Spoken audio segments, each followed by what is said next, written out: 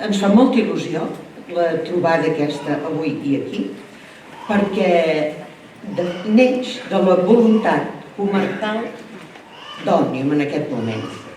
Ens fa molta il·lusió sortir d'Olot i acompanyar-vos en diferents llocs de la nostra comarca en els quals, si no, a vegades és difícil arribar.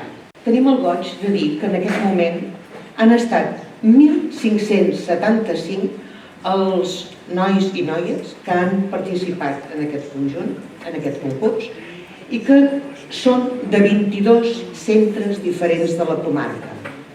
Això no hauria estat possible sense la implicació d'un treball quotidià que es fa a les escoles.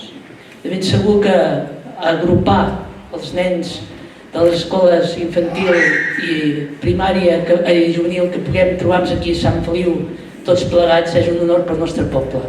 Tinc que dir que la presidenta d'Òmnium, en el qual jo com sentia les seves paraules, la veritat és que m'emocionava una mica perquè te'n dones compte de la feina que fa, no solament per la comarca de la Garrotxa, sinó pel país de Catalunya. Jo tinc que dir que ella amb Sant Feliu ha complert el 100%.